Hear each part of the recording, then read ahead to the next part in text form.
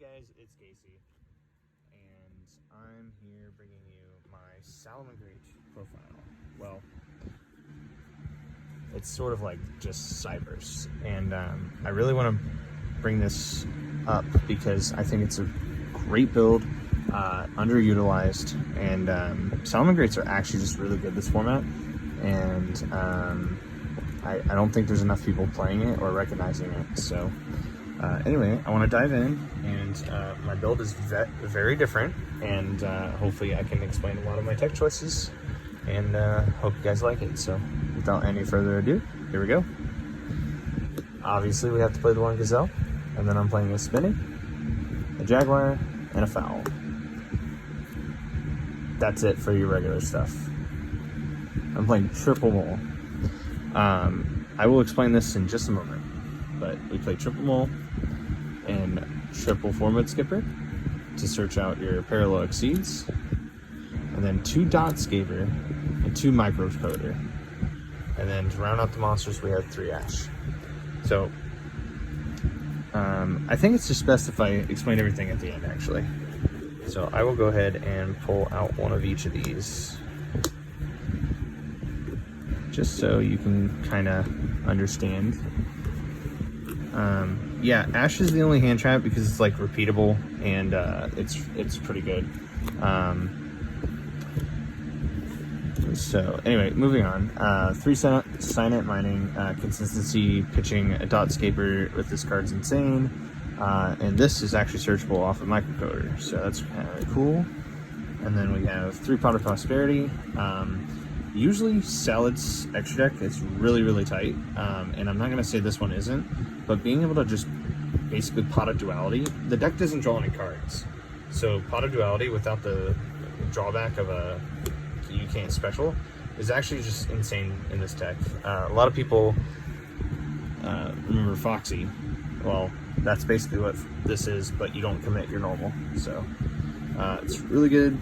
And anyway, Jack in the hand. This is the why. This is the reason why. So we play 3 mole, 3 four mid, 2 dot scaper, 2 microcoder. So there's 2, 4. There's 10 targets for this card. If you don't know what this does,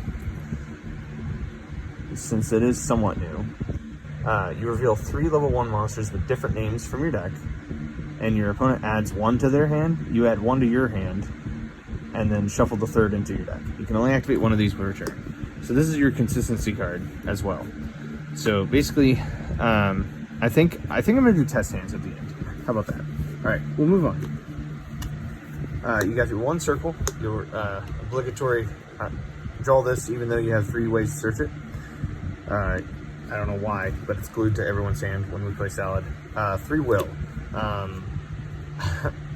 If you're wondering why I'm playing 3 will with only 4 additional names, 7 total names in the main deck, it's because this can revive the Link monster as well. You're hardly ever doing the second effect on this. You're just using it as an additional extender, so that's really good. Speaking of that, you play the Monster Reborn. You play Foolish. This one, I don't recall seeing a whole lot of people play this, but Foolish is actually pretty cool. You can send Spinny or Jaguar. You can you can send Dot Scaper. That's really cool because Dot Scaper will just special itself. So there's a lot of different things you can do with it. And then you play 1 for 1. Yeah, so it's basically level 1 Cyber / Salamangreat. And then you play the Called By, and then 1 Rage and 1 Roar. That rounds it out. It's 40 cards. I'm going to keep these out just for a moment so I can explain. So I'm going to start off with Xyz. So you play the Dweller and the Baguska because you have these guys. You just have to know which one you're going to go into. If you're starting off the game and you're doing it blind, you're going to Baguska instead of Dweller, which means if you drew Prosperity, Dweller goes bye-bye.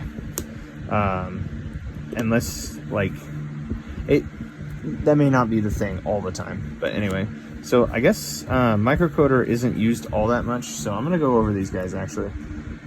So if a Cyberse monster you control would be used as link material for a Code Talker monster, this card in your hand can also be used as material.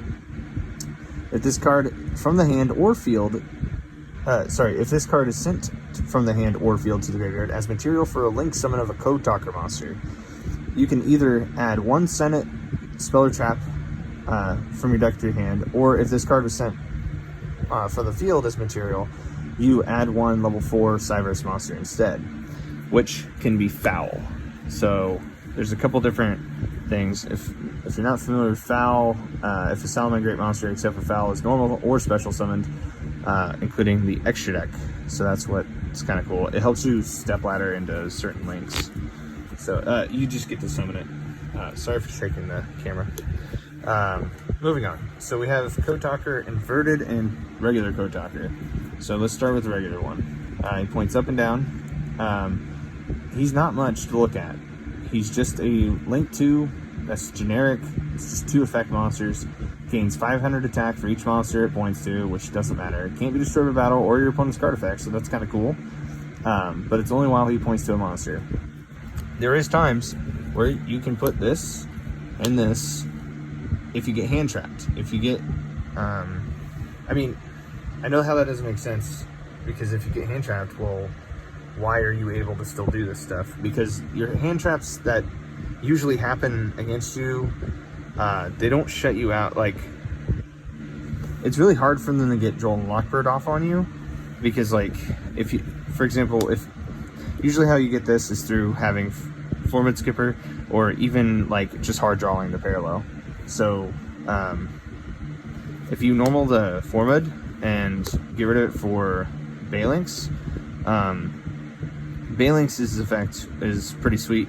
So you can you get the field spell, which allows you to step ladder that way. But anyway, the point is, the Formid Skipper is going to get the parallel exceed. That's a whole chain, and that's about all the searching you're going to do this turn in terms of your main combo. So when I say you're going to get hand trapped, it's mainly going to be Ash. So that's why you always chain block correctly. You want the parallel exceed. So anyway, there's more to get into, but yeah, let's just move on, because I will be doing a run of test hands real quick. But yeah, Code Talker is just really nice step ladder material, and we have inverted. So 2 Cyberus monsters. If this card is link summoned, you can special summon 1 Cyberus monster from your hand to a zone this card points to, points left and right. So it helps you get into a couple other cards. So it's really good, and note it, just to note it, it's light and dark. So that does come up, and then you play 3 Balinx. Can't believe I didn't sort this, sorry. 3 Balinx and a Ling Kribo. Ling Kribo is really good against stuff like, oh gosh, it stops traps. Well, here.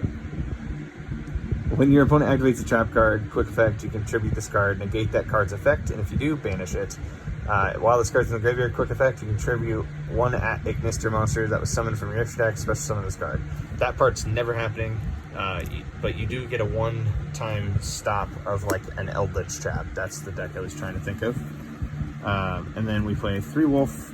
So 3 Balinx, 3 Wolf is very standard, but since I play 3 Mole, for the grind games, it's perfectly okay to banish a copy of each of these with a Pot of Prosperity.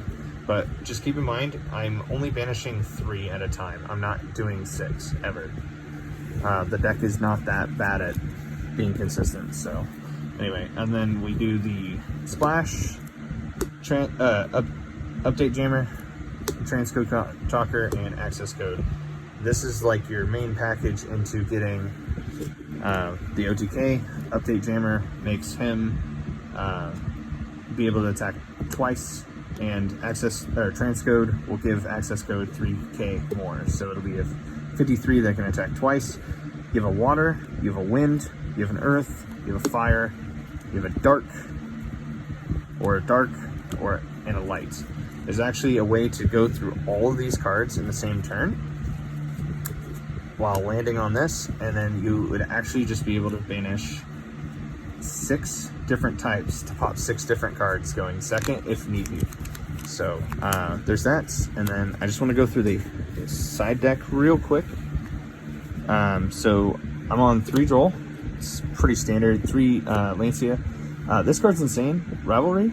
However, I'm gonna tell you right now, I'm not playing it anymore. The only reason why I thought it was like super insane is because, well, if you look at the meta, like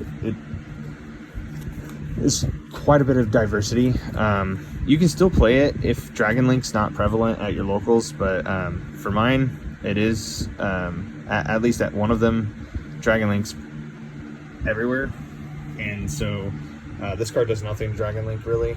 But what's really cool is usually you can pair these two together. And you usually see this in like really trap heavy decks.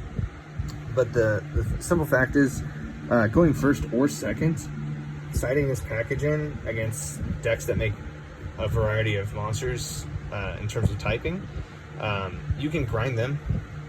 You can open like the weakest board ever. And fun fact about Parallel Exceed, you don't actually have to use it to go into your rank 4s. You can actually just step ladder into links and pretty much OTK them.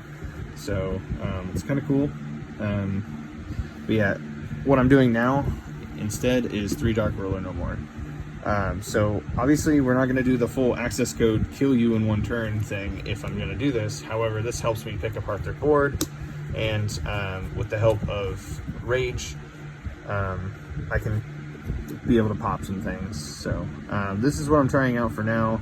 I would not play Droplets because you don't really have, like, you have Dot Scraper and stuff like that you would want to discard, but not a whole lot of it you want in the graveyard actually. So is that. And then for back row, it's kind of weird.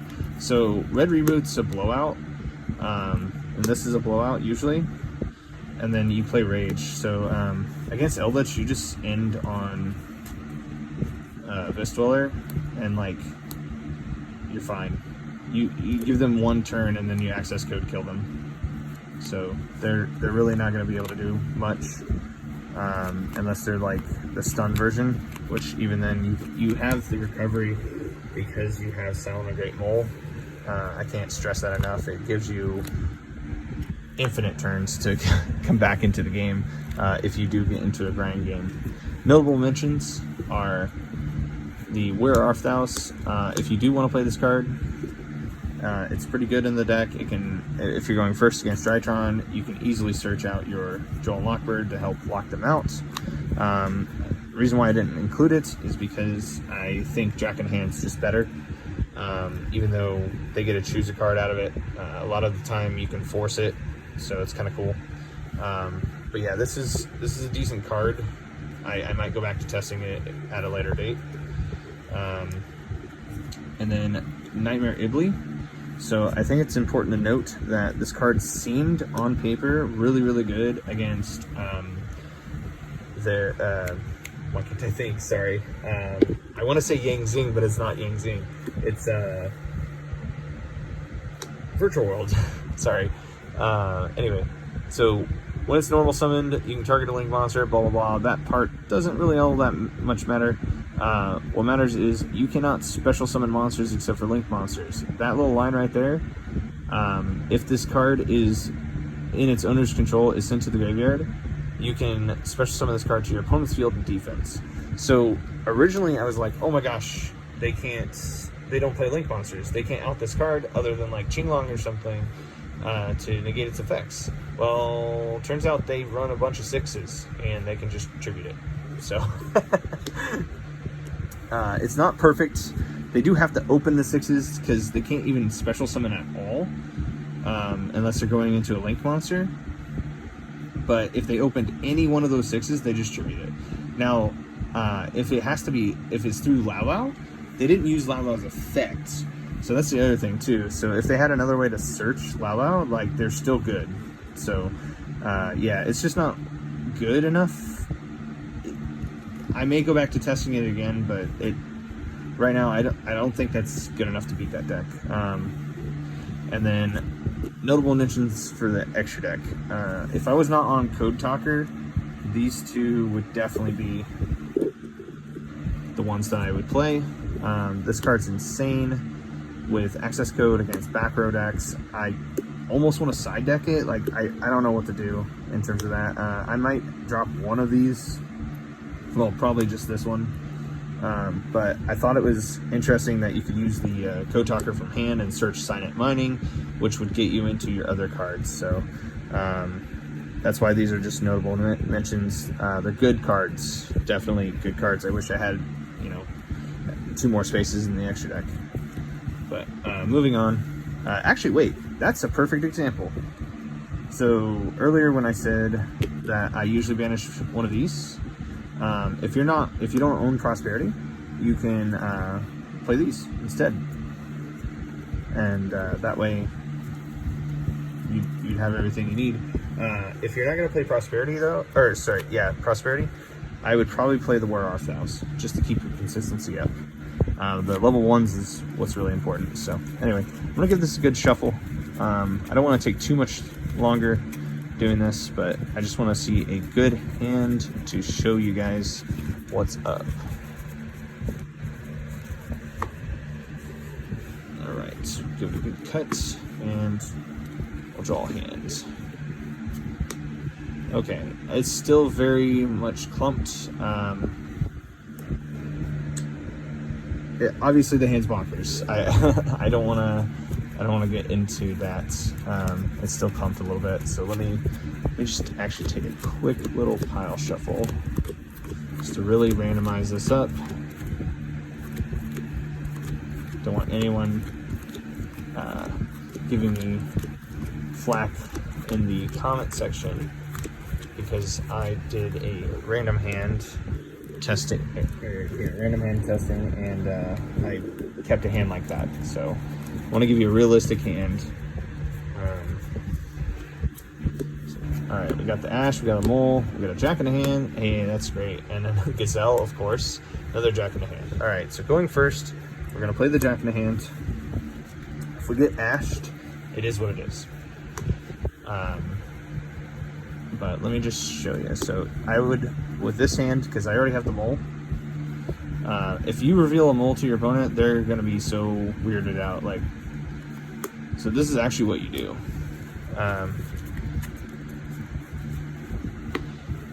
So if your opponent knows what you're doing, they're probably going to give you 4 mud. Or, I mean, they're probably going to take 4 mud. If they don't know what you're doing, they might look at this thing and be like, well, he wants this in his hand. They might look at Dotscaper and think, wow, that card's busted. It just really depends on what they're going to do. I'm going to go ahead and say they know what they're doing, and they're going to take this from us. We're going to grab Dotscaper. And then I'm going to normal summon the Dotscaper. We're going to get rid of it for Phalanx. Dotscaper is going to come right back. Phalanx is going to use its effect to search. So yes, theoretically, if I got drolled on the Jack in the hand, this technically could stop me, given this current hand. But I mean, I can try it without the field spell. Well, let's just see if it actually comes up. Because I think it will because of Gazelle. That's the only reason. Because I'm going to send Roar and stuff. So anyway, I'll just go ahead and activate it.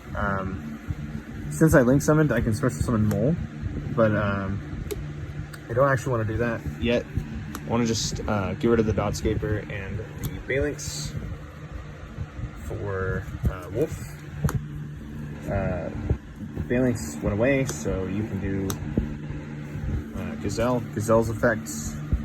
You can send. I like Rage if I'm blind.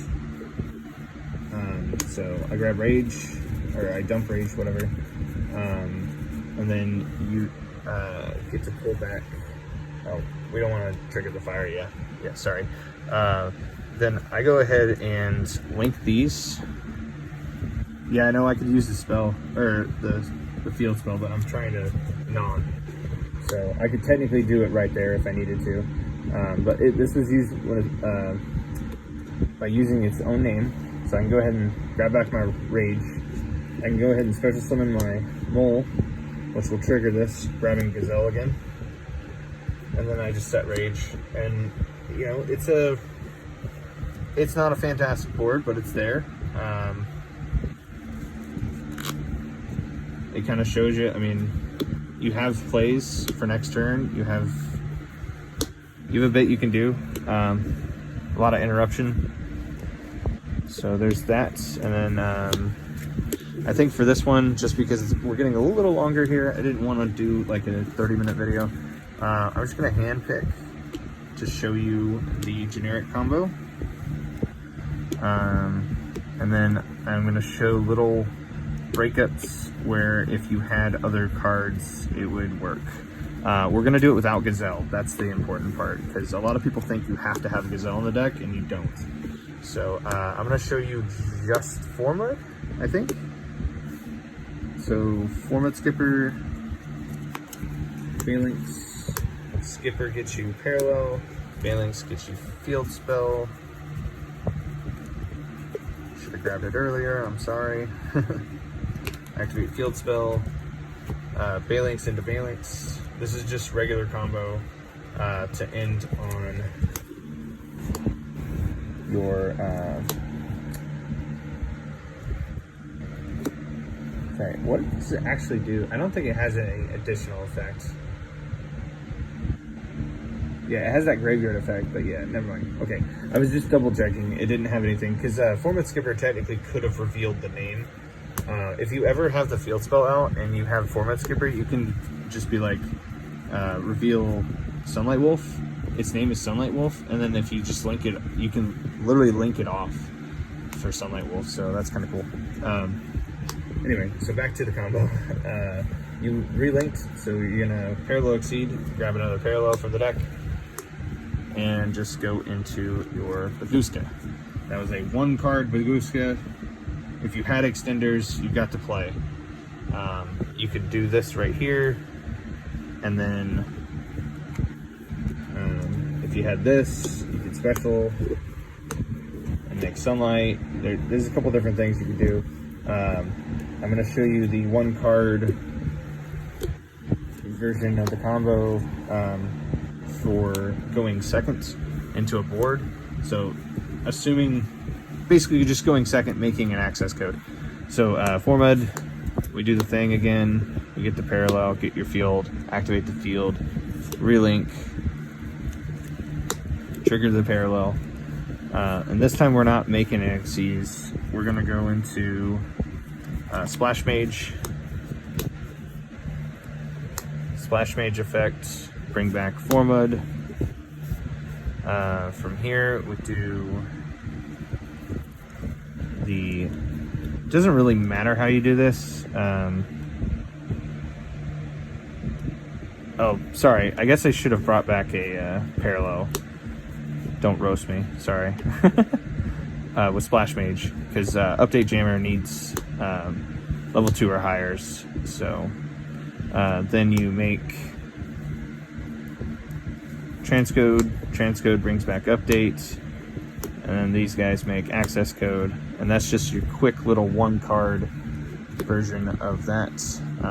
You have 3 different types, so you get to pop 3 cards, and he will be a 53. That can attack twice. So that's the 1-card version. If I made a mistake, please correct me. There are a lot of fine print on these cards, and I should know for sure, but I just don't want to act like I'm perfect and know. But I think this is a clean combo off of just Formud Skipper. So I just want to go on with that. And then last one, real quick. If you have Microcoder in hand, and well,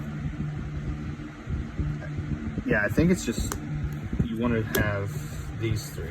Yeah, if you open these 3, so you normal Formud, we're doing the whole thing again.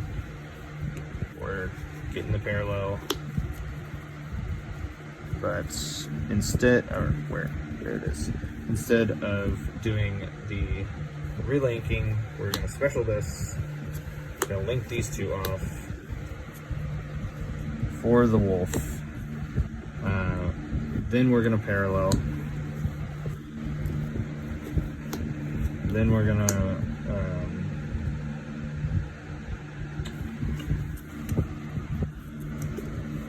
I'm trying to remember here, sorry. We want, trigger Sunlight Wolf, add back mole. And then, yeah, I'm so used to doing this with gazelle. Trying to remember what the microcoder gives us. It doesn't give us any defense because my combo no longer has IP in this guy. So let's pretend these are in the extra deck. How about that? I apologize. Because I know some of you are not going to play this deck with Prosperity. So we'll just go ahead and cut this mid combo. So this is what we have. Alright, so we're going to do the thing where we're going to make that Baguska.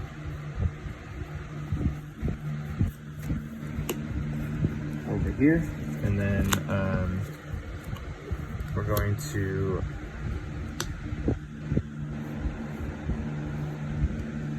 I'm so sorry, guys. Yeah, that was a mistake. So okay, I have to focus. So right here, we're gonna go into the Code Talker inverted, which just takes 2 Cybers monsters. So that's what we're doing here. Okay, and then since I did that, it got me Cyanite Mining. Cyanite Mining will get me the Gazelle. This is why I think I'm okay. I'm trying to remember everything. I just came up with this combo like not too long ago. Well, I stole some of it from another channel, but yeah. Anyway. So what you do is you use this Code Talker inverted. You get a special summon a Cybers from your hand. So you don't have to relink. You just special summon the Gazelle. The Gazelle gets you...